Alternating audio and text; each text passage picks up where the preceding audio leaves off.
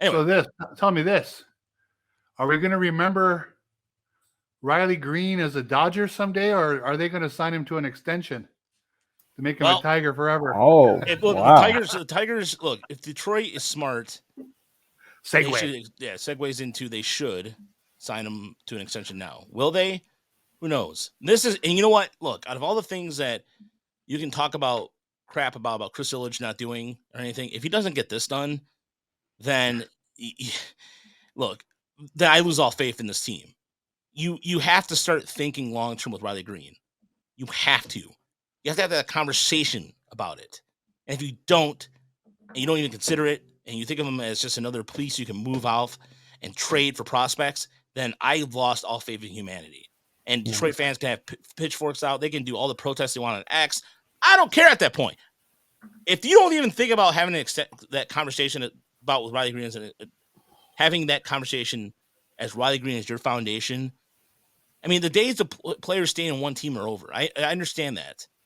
But sign him until he's 31, 32. Then after that, extending player control. Do what the Braves are doing. It worked for them.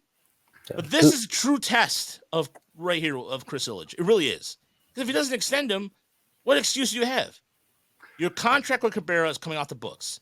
There's no more excuses for it. As much as I'm trying to be as objective as a journalist and all that jazz, in this case, they don't get it done. Then what's the point? Here's the thing. I actually think this is the winter to do it. I mean, do it now. Every year that he gets closer to free agency is more reason to wait for free agency, right? The closer you get. Right now, he has still somewhat of a small sample of being possibly an elite player. I mean, we see all the signs. Looks fantastic. But he's been hurt. He had a kind of a meh rookie year. Wasn't great. Was hurt then too. But now he's looking like a real ball player, a real stud, somebody you could build around. You have to make inroads, I believe, this winter to get that done. And I think it's going to take I think the number is much bigger than people are even thinking. I think a lot of people know that the Acuna deal was too team friendly. Certainly the Ozzie Albies was. I think the Wander Franco deal, as much as his name is in the mud right now, is one you need to look at and compare to what they want to do for Greene. I think 8 years, $200 million is realistic. I think the number might start with a 2 in terms of the dollars. Because why would he want to sign it if it's down in the Acuna range? Why would you? I wouldn't. I would bet on myself personally, and I think he will too. So I think if they want to do it, they're going to have. You're right, Raj. It's about Ilitch. We can say it's about Scott Harris. His name will be attached to it, but it's really about the owner. And does the owner want to make that commitment now, or risk trying to make it 2 years from now? Yeah, and Raj, you said you said this offseason. I think it's something like it has to get done sooner rather than later. And even like Torkelson, you've seen the improvement he's made in a year. And a year from now, who knows how much more improvement he can make. That's another guy I think this offseason, Torkelson and Greene, I hope it gets done. We don't know if it will. You said 8 years, $200 million. I mean, what is that, about 25 million a year? Yeah. I mean, I would hope it could be around 15 to 20 million, but we'll see. But I mean, yeah, like you said, he's a guy you want to be in a Tigers uniform for the next 10 years. You draft the guy and develop him, and he comes up and he's looking like an all-star. These guys just don't grow on trees. So he's a guy you need to lock down long-term and hope he can be in the middle of your order the next time you're competing for a World Series, which we all hope will be in these next couple of years. So that's something I think needs to get done, if I'm being honest. Now, his risk, of course, is that if he does not take, let's say the Tigers offer 8 years and 150, and he said, no, I can do better. Is he hurt a lot more in the next 2 years? Does he have some kind of decrease in production that we don't see coming? It's the league figures out he can't hit sliders inside, whatever,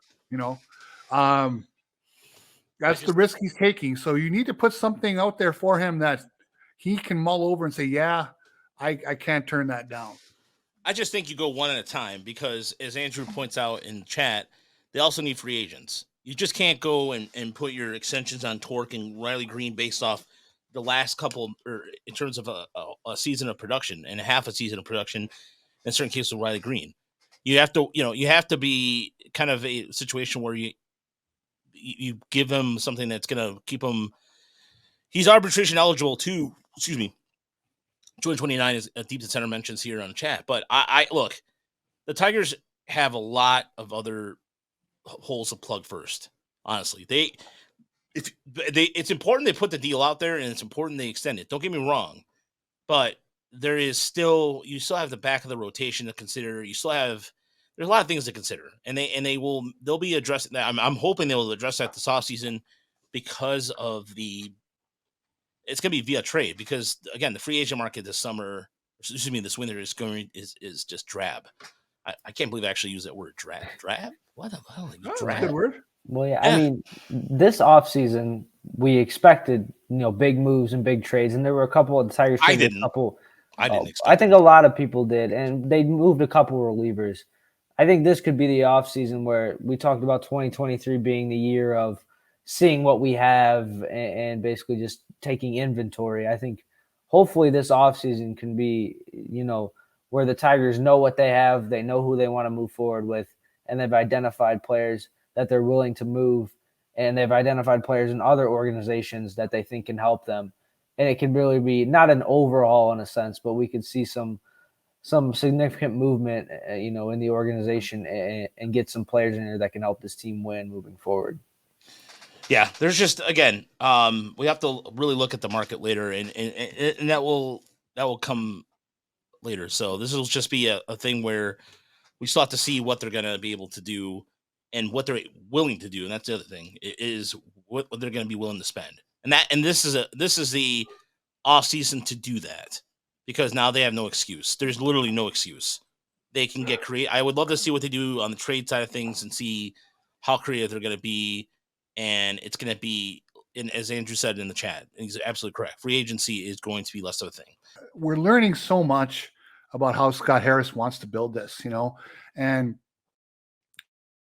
I think there are a fair number of people out there who believe that he sort of ignored the big league club over the winter to concentrate on the minor league system. And I think it's starting to bear some fruit, and the people that he's brought in to work with the minor leaguers, we're seeing some improvement in a lot of places. So that player development is really important. And yeah, but at some point we hope free agency becomes at least some part of what they do. I mean, even the 84 Tigers brought in Darrell Evans, right? I mean, so free agency plays a big part in putting the finishing touches, at least.